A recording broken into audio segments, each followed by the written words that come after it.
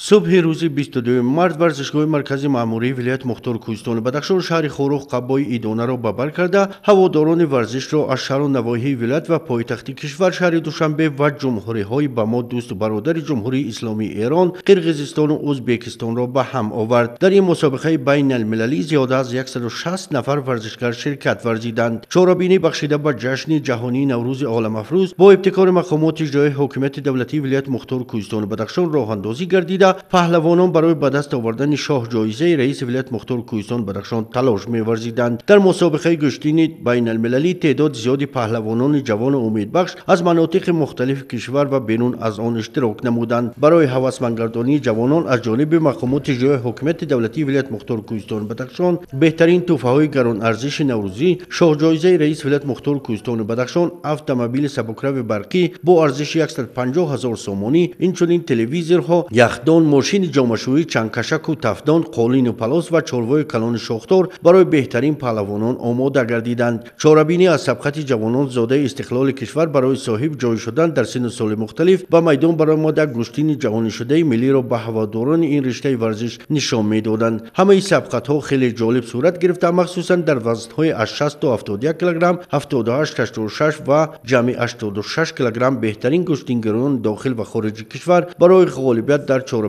ورزشی تلاش می‌نمودند. ما از همین هنر و استعداد جوانان و دلیر باعث دستگیری مخلصان گشتین گردیده است که بعد وارد شدن ولایت مختار کوهستان بدخشان به مرحله نو رشد امکانیت دست داد که بار دوم در تاریخ گشتین ولایت از حساب بانوان در سطح بین المللی در مسابقه بین المللی گشتینگیری که بخشیده به جشن بین المللی نوروز در ورزشگاه مرکزی ولایت شهر خورخ دایر گردید شرکت می‌ورزند. در وزن 63 کیلوگرم 14 نفر بانوان ورزشکار اشتراک کردند. بانوانی که در زمان صاحب استقلالی به نمودهای گوناگون ورزش و ترغیب طرز حیات سالم رو آوردند که در میانشان دوستداران رشته گشتین ملی نیز به میدان برآمدند. در این سبقت برای راحت پیدا کردن به مقام نمایان مسابقه تلاش‌های زیادی در بین این ورزشکاران صورت گرفت. دور نهایی میدانداری بانوان در وزن 63 کیلوگرم نشان داد که جای یکم به ورزشکار ولایت ختلان جانانه نظر و جای دوم نصیب مسلمخان احمد و از جمهوری ازبکستان و دو جای سوم به رحمیه خنجربک و از ولایت مختار کوهستان بدخشان و کمیلا قهار و از جمهوری ازبکستان نصیب گردید. مقامات اجرایی حکومت دولتی ولایت مختار کوهستان بدخشان برای غالبان این سبقت ورزشی تحفه‌های گران ارزش برای سزاوار شدن به مقام یکم چاروای کلان شاخدار، برای جای دوم یخدان و برای مقام سوم باشد تلویزیون را آماده نموده در وضعیت تنتنوی غالبان را قدردانی نمودند. در وزن 60 کیلوگرم پهلوانان میدانداری نمودند که از جانب تماشابینان با کفکوبه‌های بردوام جانبداری گردیدند. بعد سبقت تیز و تند در این وزن ایدبک امیرشاه سزاوار جای یکم، جای دوم نصیب خالو نظر و مقام سوم را در این وزن سلیم محمد کسب نموده در فضای ایدانه غالبان این وزن نیز با تحفه‌های ایدانه قدردانی گردیدند. لازم به یادآوری است که در مسابقه بین المللی از نمود گشتین در ولایت مختار کوهستان بدخشان ورزشکاران از روی 5 وزن رقابت نمودند. در وزن 71 کیلوگرم باشد 13 نفر پهلوان با هم قوا و آزمایی نموده پهلوانان مهارت و ملکه بلند ورزشی خود را نشان دادند که تماشابینان به میدانداری آنها بهای بلند دادند. در رفت گشتین از روی این وزن معین شد که جای یکم نصیب رجب محمد عیسی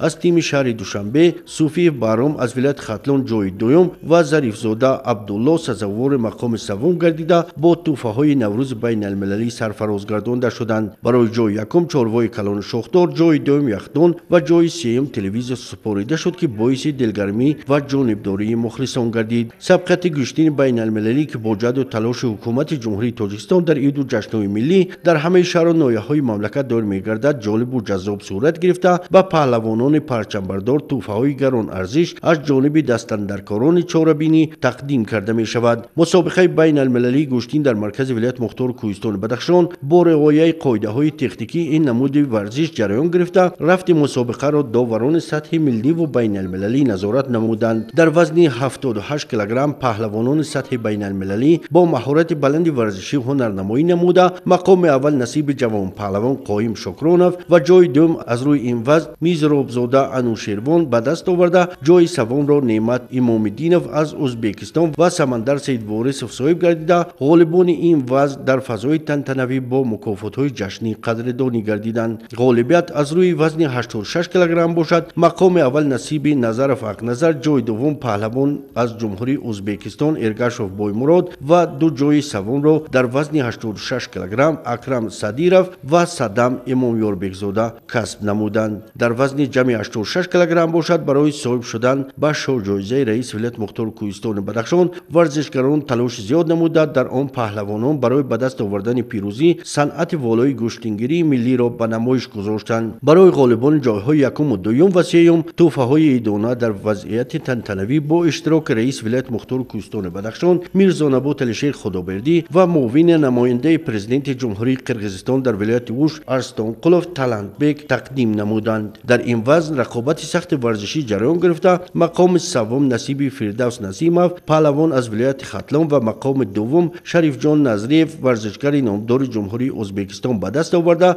ва шоҳ-ҷоизаи раиси вилояти Мухтори Кӯҳистони Бадахшон автомобили тамғаи сабукрави барқӣ насиби паҳлавони номдори ҷумҳурии Тоҷикистон Шакармаҳмад Мирмамадов гардид. ин рӯз аввалин мусобиқаи наврӯзӣ дар вилояти Мухтори Кӯҳистони Бадахшон буд. дар ин ҷо паҳлавонони беҳтарини ҷумҳурии Тоҷикистон, Ӯзбекистон, Қирғизистон ва Эрон дар ин ҷо ҳузур доштанд. ман ин рӯз тавонистам ки соҳиби шоҳ-ҷоиза шудам. пеш аз ин чемпионат республика буд. дар ин ҷо бо яке аз беҳтарин варзишгарони ҷумҳурии Тоҷикистон Шариф Назиров озмоӣ кардем. дар он ҷо вай ғолиб шуд. ин рӯз ман буд. ман дар шаҳри Хӯрӯғ тавонистам ки ғолибиятро ба даст оварам ва соҳиби шоҳ-ҷоиза шудам. маҳорати баланди ин варзишгари тоҷикро мухлисони сершумори риштаи гӯштин дар боми ҷаҳон бо кафкӯбиҳои бардавом ҷонибдорӣ намуданд.